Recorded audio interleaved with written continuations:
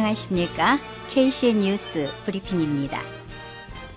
오늘은 아루요 대통령의 국정연설과 관련된 소식, 총기 규제 프로그램 소식, 시골 지역에 더 많은 학교를 지을 것이라는 계획, 아시아 생산성 기구 관련된 소식, 코트라가 전하는 글로벌 기업을 누른 신흥시장 토종 기업의 성공 전략 보고서, 유럽 연합이 필리핀 수입 주류 차별 과세로 WTO에 제소했다는 소식 등을 모아서 전해드립니다.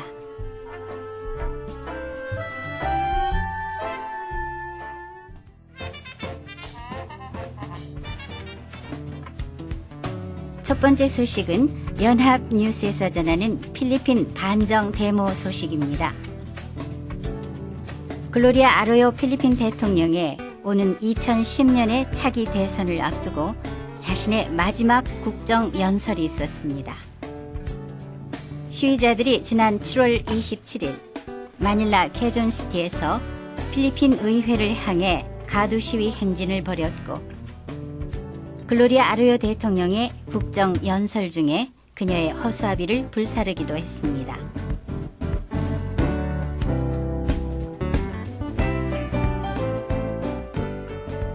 두 번째 소식은 필스타.com에서 전합니다.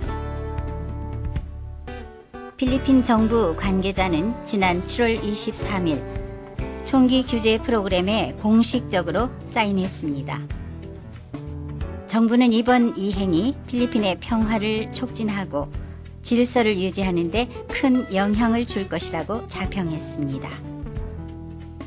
총기 딜러 연합의 대변인들은 이번 사인식에 참석했고, 필리핀 경찰청장 베르조사 씨는 무분별한 총기 사용을 억제할 수 있는 긍정적인 신호라고 호평했습니다.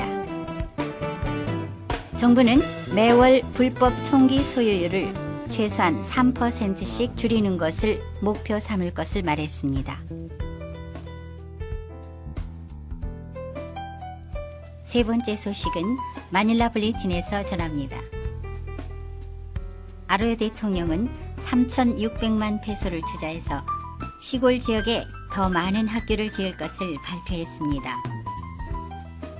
아루요 대통령은 앞으로도 정부가 교육에 투자를 아끼지 않을 것이며, 이것은 유엔에서 2015년까지 전 세계 초등교육 실시라는 새천년 개발 계획을 이루기 위한 노력이라고 밝혔습니다. 또한 아루요 대통령은 현 정부가 교육에 투자한 금액이 지난 새 정권이 투자한 금액보다 많다고 덧붙였습니다. 2001년부터 2008년까지 총 8만 7천 개의 교실이 새로 지어졌고 6만 명의 교사를 양성했다고 합니다. 또 아루요 대통령은 더 많은 학교를 짓고 교복 착용을 의무화하지 않음으로써 학비를 줄일 것이라고 말했습니다.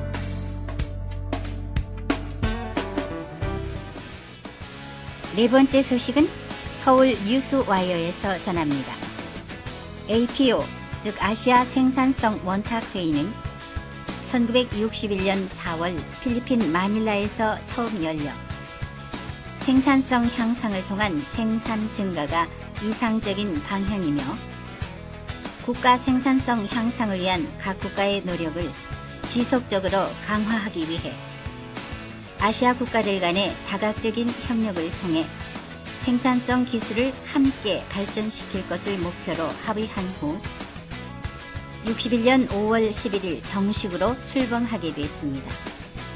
설립 초기 한국을 비롯해 일본, 대만, 인도, 네팔, 파키스탄, 필리핀, 태국의 8개국에 불과하던 회원국 수는 2004년 캄보디아 가입과 함께 현재 20개국으로 증가했으며, 회원국들이 상호 간의 최신 생산성 향상 기법과 각종 정보를 교환, 보급하기 위해 국제 세미나, 심포지움, 연구 시찰 사업 등을 활발히 전개하고 있습니다.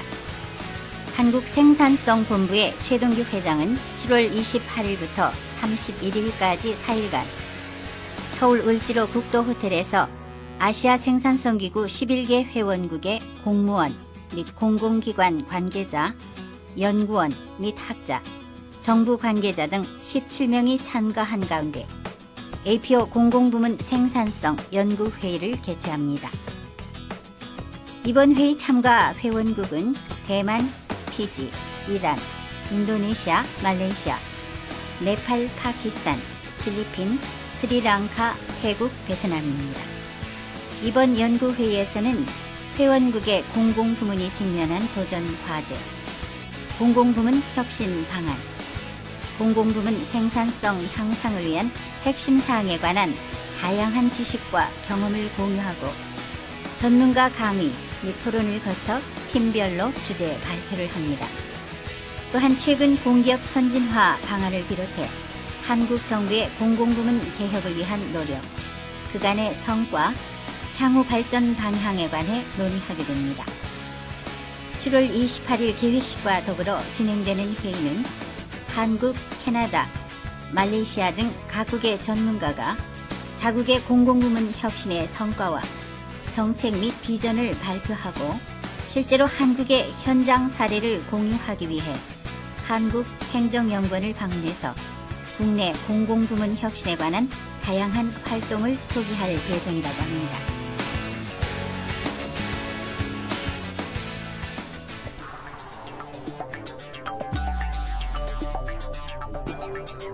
다섯 번째 소식입니다.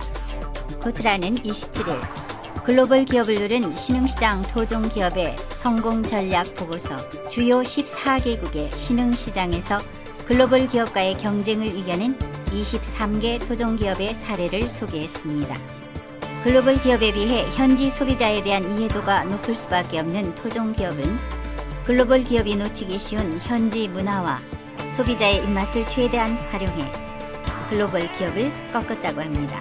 러시아 커피 전문점 커피하우스는 외국 커피 전문점의 셀프 서비스 방식이 아닌 안락한 분위기의 레스토랑식 서비스로 글로벌 기업 공격을 이겨냈고, 대만의 테이크아웃 커피점 카페 85도씨는 대만인이 선호하는 테이크아웃 위주의 판매로 매장 운영 비용을 절감하는 대신 커피값을 스타벅스의 간값 수준으로 내렸습니다. 스타벅스의 테이크아웃 비율은 10% 정도인 반면 카페 85도씨의 테이크아웃 비율은 90%에 달한다고 합니다. 이런 마케팅 전략이 성공해서 설립 3년 만에 325개 매장을 설립한 카페 85도씨는 먼저 시장에 진출한 스타벅스를 제치고 매장 수 기준 1위를 차지했습니다. 필리핀의 유명 패스트푸드 기업 졸리비는 필리핀인들의 고기 요리를 달고 짜게 먹는 식사 습관에서 힌트를 얻어 햄버거용 달콤 짭짤한 소스를 개발해 맥도날드와 KFC를 제치고 시장 점유율 1위를 차지하고 있습니다. 이 밖에 말레이시아의 도넛 전문점 빅 애플은 현지 특산 과일인 두리안 맛을 내는 도넛을 개발해서 던킨 도넛을 제쳤고, 인도네시아 음료기업 시나 소스로는 현지인에게 일상화된 차 문화에 착안해서 인스턴트 차 음료로 승부수를 던져 코카콜라 등 다국적 기업과의 경쟁에서 선전하고 있습니다. 기술 개발과 신제품 개발 등 지속적 혁신으로 글로벌 기업과 실력으로 정면 승부를 걸어 승리하는 토종 기업들도 있다고 합니다. 조병휘 코트라 통상조사처장은 국내 기업이 개발도상국 시장에 진출할 때에도 치밀한 현지 시장 조사를 통해 현지인을 겨냥한 제품과 차별화된 마케팅으로 승부해야 한다고 말했습니다.